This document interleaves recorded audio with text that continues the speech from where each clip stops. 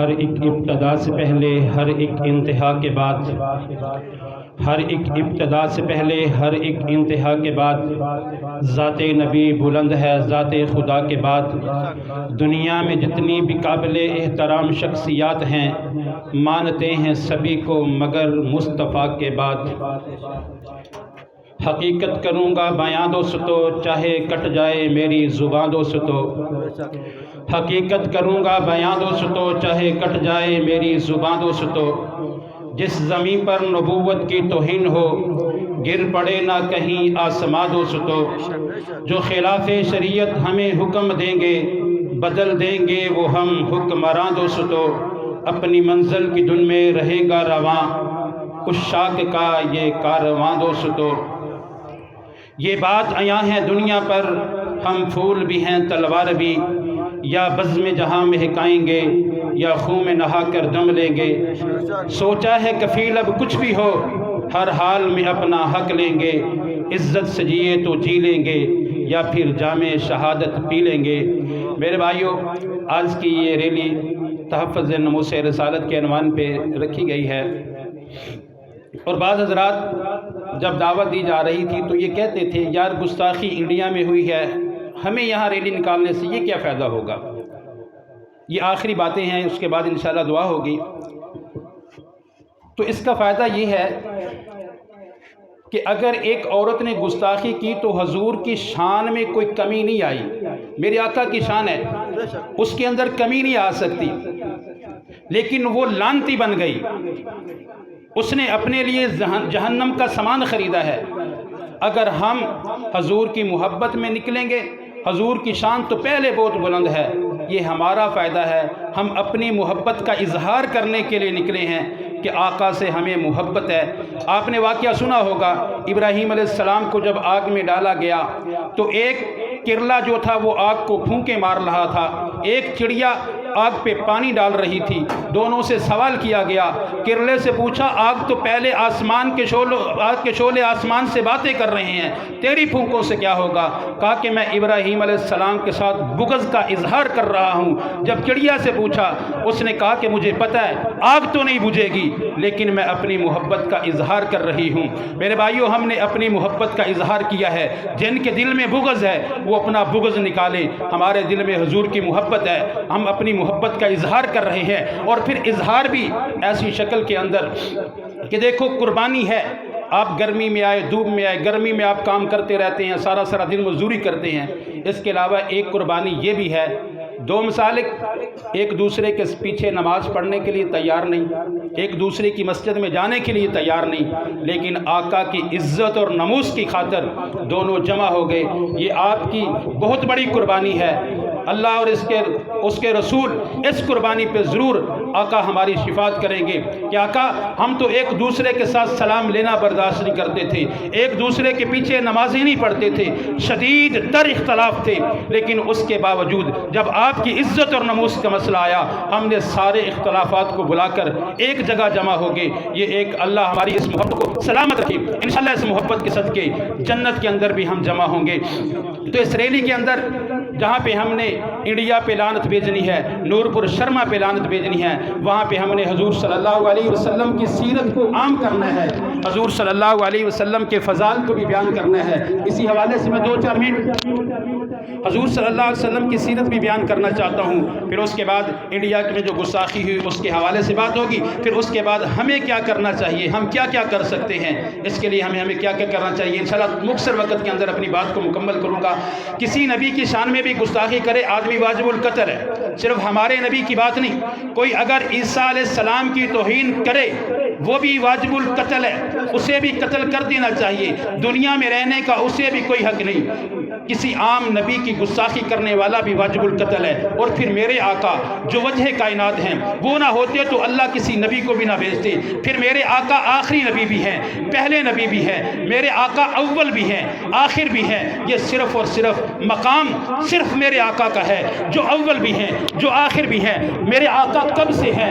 ابو ہریرہ رضی اللہ تعالیٰ عنہ سے روایت ہے کہ ایک دفعہ حضور صلی اللہ علیہ وسلم نے جبرائیل علیہ السلام سے پوچھا اے جبرائیل تیری عمر کتنی ہے؟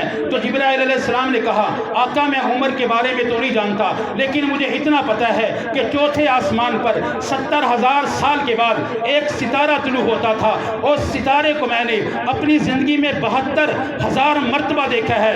حضور نے فرمایا جبرائیل مجھے میری عزت کی قسم وہ ستارہ جو چوتھے آسمان پہ طلوع ہوتا تھا وہ ستارہ میں محمد تھا۔ میرے آقا دنیا بننے سے 5 ارب 40 کروڑ سال پہلے بھی اس دنیا کو روشن کر رہے تھے۔ میرے آقا شروع سے ہیں، آخر تک رہیں گے، اول بھی ہیں، آخری نبی بھی ہیں، سب سے پہلے میرے آقا ہیں۔ آپ کہیں گے مولوی صاحب کب سے ہیں؟ میں کہتا ہوں میرے آقا اس وقت نبی سے جب لفظ کب بھی نہیں تھا۔ میرے آقا اس وقت نبی تھے جب نہ صبح نہ شام نہ دن نہ رات نہ زمین نہ زمان نہ مکین نہ مکان نہ حور نہ گلمان نہ جن نہ شیطان نہ حیوان نہ انسان نہ جنگل نہ بیابان نہ عقل نہ حواس نہ بھوک نہ پیاس نہ سطلت نہ پیاس نہ اجماع نہ قیاس نہ دل نہ دڑک نہ چہرہ نہ جلک نہ آنکھ نہ پلک نہ ڈالی نہ لچک نہ ہیرا نہ ڈلک نہ سبزہ نہ لہک۔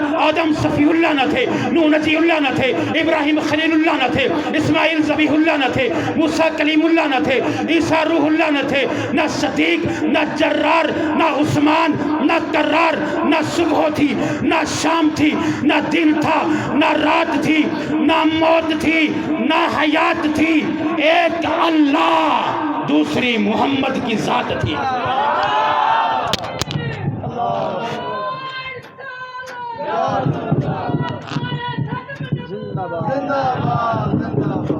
اور پھر میرے آقا اول سے ہیں آخر تک، پھر میرے آقا وجہ کائنات بھی ہیں۔ اس کا مطلب کیا ہے؟ حضور نہ ہوتے تو کچھ بھی نہ ہوتا، حضور نہ ہوتے تو کچھ بھی نہ ہوتا۔ اس بات کو میں وقت بچانے کے لیے صرف ایک اشعار کی شکل میں پیش کرتا ہوں۔ پنجابی کا شاعر اسی بات کو کہتے ہیں حضور نہ ہوتے تو کچھ بھی نہ ہوتا۔ کہتے فلک خوبصورت سجایا نہ ہوندا، کسے شہدا بھی ایتھے سایہ نہ ہوندا، نہ عرش و کرسی نہ اے چنتارے، شب و روز دے نہ ہوندے نظارے، جنوں بشر تے نہ کوئی پرندہ، حیاتی مماتی نہ مویا نہ زندہ، نہ حوراں دے قصے نہ آدم نہ ہوا، نہ یعقوب و یونس نہ یوسف زلیخا، نہ تختاں دے تاجاں دے سلطان ہوندے، نہ محلہ دے والی نہ دربان ہوندے، نہ ملدی کسے نو کدے اے زندگانی، ہوا ہوندی نہ ہوندا اے پانی، نہ عرش و فرش نہ خاکی نہ نوری، زمانے تے کچھ بھی نہ ہوندا ظہوری، کسے شہدا بھی ایتھے سایہ نہ ہوندا، جے رب نے محمد بنایا نہ ہوندا۔ حضور کی سیرت پہ بات کریں، عمریں گزر جائیں، جس نے بھی بات کی آخر پہ یہ کہا کہ میری زندگی نے ساتھ نہیں دیا، وقت نے ساتھ نہیں دیا، لیکن حضور کی شان مکمل نہیں ہو سکتی۔ حضور کی شان کو بیان کرنے کا کوئی آدمی حق ادا نہیں کرتا، صرف حاضری لگوانا مقصد تھا کہ میرے آقا کی شان بہت بلند ہے، آقا کی شان تک کوئی گندی نسل کا آدمی پہنچ نہیں سکتا۔ دوسرے نمبر پر ایک بات اتولم بعد ذالک ظلیم سورۃ قلم کی آیت ہے، اس سے پہلے بھی 2 آیتیں ہیں۔ کچھ لوگ جن کو اخلاق کا حیضہ ہو جاتا ہے، اتحاد کا حیضہ ہوتا ہے، وہ باتیں کرتے ہیں کہ مولوی صاحب آپ مولوی ہو کے ایک عورت کو گالیاں دے رہے ہو، برا بلا کہہ رہے ہو۔ قرآن پاک کے اندر اللہ نے گستاخ رسول کو 9 گالیاں دی ہیں، 9 گالیاں، اسے جھوٹا کہا، اسے لعنتی کہا، اسے چگل خور کہا، اس کے بعد کہا اتلم بعد ذالک ظلیم۔ یہ ولید بن مغیرہ یا اخنس بن شریک کے بارے میں قرآن کی آیتیں اتری ہیں، حضور کی شان میں گستاخی کرتے تھے۔ اللہ نے آخر پہ کہا اتلم بعد ذالک ظلیم، کہ جو میرے نبی کے خلاف بکواس کرتا ہے، میرے نبی کے خلاف جو باتیں کرتا ہے، وہ حلال زادہ نہیں، وہ حرام زادہ ہے۔ بتاؤ اس سے بڑی گالی کیا ہو سکتی ہے؟ جب رب قرآن میں گستاخ رسول کو گالیاں دے رہا ہے تو ہم گالی کیوں نہیں دے سکتے؟ یہاں سے پتہ چلا کہ کافر ہونا دور کی بات ہے، اور بات ہے بڑے بڑے کافروں نے میرے نبی کی شان بیان کی۔ وقت نہیں ہے میں ان کافروں کے اشعار پیش کرتا تو آپ حیران رہ جاتے کہ کافر ہو کر حضور کی شان بیان کرے۔ کافر ہونا اور بات ہے، لیکن کوئی کافر اگر حرام زادہ ہے، حلال زادہ ہے، میرے نبی کی گستاخی نہیں کر سکتا۔ کافر بھی وہ گستاخی کرے گا جو حرام زادہ ہے۔ یہاں سے مجھے پتا چلا کہ اگر انڈیا کے اندر ایک بغیرت نسل کی بغیرت عورت نے گستاخی کی ہے، میں یہاں اس گاؤں میں کھڑا ہو کر سوشل میڈیا کے ذریعے اپنا پیغام پہنچانا چاہتا ہوں۔ ہم یہ اعلان کرتے ہیں، میں یہ چیلنج کر رہا ہوں، او مودی اپنی ماں دا DNA کروا لے، اے حرام دی یہ حلال دی نہیں، یہ ہو ہی نہیں سکتا۔ ہو حلال زادہ میرے نبی کی شان میں گستاخی کرے، یہاں سے پتہ چلتا ہے کہ جو میرے نبی کی شان میں گستاخی کرتے ہیں انہاں دا قصور گھٹ ہے، انہاں دی ماواں دا زیادہ ہے۔ شرما کا جو حامی ہے حرامی ہے، حرامی ہے، مودی کا جو حامی ہے حرامی ہے، حرامی ہے، انڈیا کا جو حامی ہے حرامی ہے، حرامی ہے۔ اب میرے بھائیو ہمیں کیا کرنا چاہیے؟ آخری بات ہے، ہم جو ہے جو کر سکتے ہیں انڈیا کی مصنوعات کا بائیکاٹ کریں، بلکہ جو بھی گستاخ ملک ہے جنہوں نے بھی گستاخی کی، ہمارے اندر کیا جذبہ 2-4 دن ہوتا ہے پھر ہم بھول جاتے ہیں۔ پیچھے ریلیوں پہ بڑا کہا یار یہ بڑی جو ٹوٹل پمپ ہے اس کا بائیکاٹ کیا جائے، شیزان کمپنی کا بائیکاٹ کیا جائے، لیکن ٹوٹل پمپوں میں دیکھا ہے ابھی بھی رش لگا ہوتا ہے اور پٹرول کون ڈلواتے ہیں؟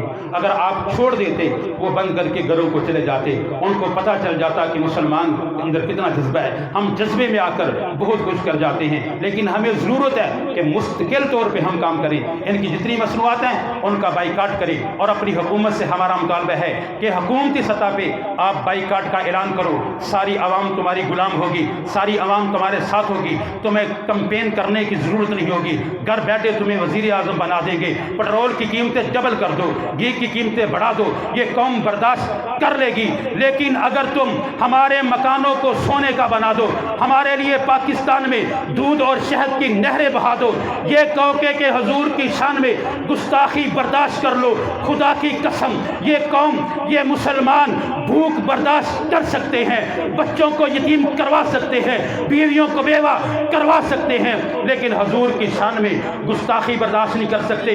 حکمرانوں تمہارے پاس وقت ہے، ان سے بائیکاٹ کا اعلان کر دو، ورنہ کہیں ایسا نہ ہو وہ وقت آئے کہ تم پھر دروازوں پہ پھرو گے، پھر یہ قوم تم سے بائیکاٹ کرے، پھر تم منتیں کرو گے، اس وقت تمہاری منتیں کام نہیں آئے گی۔ اس سے پہلے کہ یہ قوم تم سے بائیکاٹ کرے، تم حکومت اگر ریٹ بڑھانے ہے بڑھا دو، لیکن جو ہے انڈیا کے ساتھ بائیکاٹ کرو، جتنا ہم کر سکتے ہیں ہم بائیکاٹ کا اعلان کریں، بائیکاٹ کریں۔